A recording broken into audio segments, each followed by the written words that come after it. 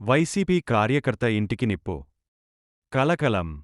YCP కార్యకర్త ఇంట్లో అగ్నిప్రమాదం చోటు చేసుకోవడంతో ఇంటి సామగ్రి, దుస్తులు, కుట్టు మిషన్ పూర్తిగా దగ్ధమయ్యాయి.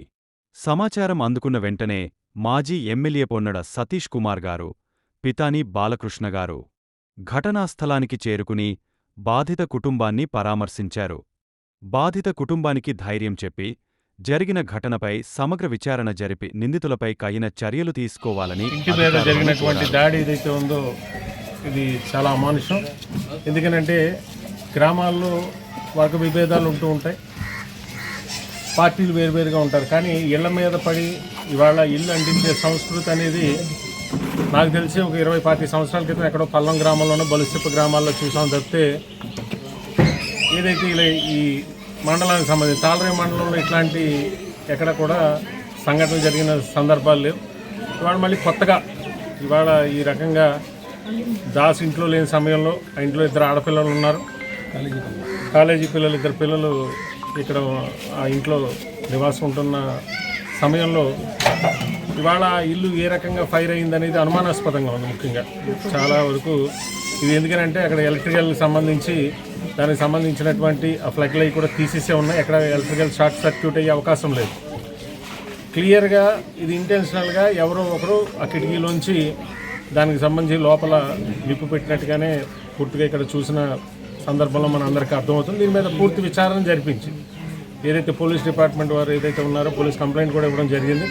ఇమ్మీడియట్గా దీని మీద పూర్తి విచారణ చేసి ఇమ్మీడియట్గా దీన్ని ఎవరైతే బాధ్యులను తేలితే మటుకు డెఫినెట్గా వాళ్ళందరినీ కూడా తీసుకోవాలి. ఎందుకంటే ముఖ్యంగా ఈ ఫిషర్మ్యాన్ విలేజెస్లో ఎట్లా ఉంటుందంటే ఏదైనా చాలా సెన్సిటివ్ విలేజెస్ ఇవి.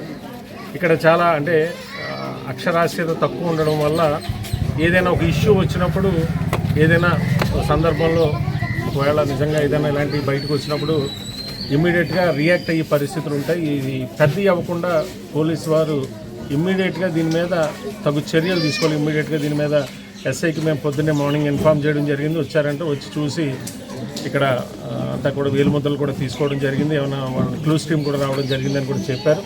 ఇది ఖచ్చితంగా ఇమ్మీడియట్గా దీన్ని ఇన్వెస్టిగేషన్ చేసి దీనికి ఎవరైనా బాధ్యులు అయ్యి ఉంటే ఇమ్మీడియట్గా గ్రామంలో వాళ్ళని ఇమ్మీడియట్గా అరెస్ట్ చేసి ఈ కుటుంబానికి న్యాయం చేసే విధంగా అంటే ఇంకా ముందు ఇలాంటి సంఘటనలు జరగకుండా ఇమ్మీడియట్గా దీని మీద యాక్షన్ తీసుకోవాల్సిందిగా పోలీస్ డిపార్ట్మెంట్కి కూడా తెలియజేయడం జరుగుతుంది. నేను పై అధికారులతో కూడా మాట్లాడతాను.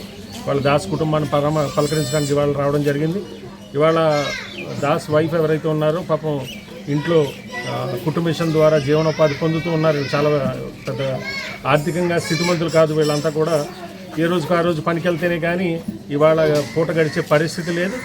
ఇవాళ ఇంట్లో ఎవరైతే దాస్ వైఫ్ ఉందో తను పాపం ఆ కుటుంబ మిషన్ ద్వారా ఈ చుట్టుపక్కల ఎవరైనా స్టిచ్చింగ్కి ఇచ్చినప్పుడు ఆ మెటీరియల్ అంతా కూడా దహనమై సుమారు ₹1,00,000 మెటీరియల్ పైనే ఇవాళ ఫైర్లో అది దగ్ధమైపోయి ఇవాళ కుటుంబానికి నష్టం చేకూరింది. కాబట్టి ఇమ్మీడియట్గా ఇటువంటి సంఘటనలు పునరావృతం కాకుండా ఇమ్మీడియట్గా పోలీస్ డిపార్ట్మెంట్ వారు ఇమ్మీడియట్గా దీని మీద ఇన్వెస్టిగేషన్ చేసి ఎవరైతే బాధ్యులు ఉంటారో కఠిన చర్యలు తీసుకోవాల్సిందిగా మీ ద్వారా పోలీస్ డిపార్ట్మెంట్ వారిని కోరుతున్నాం.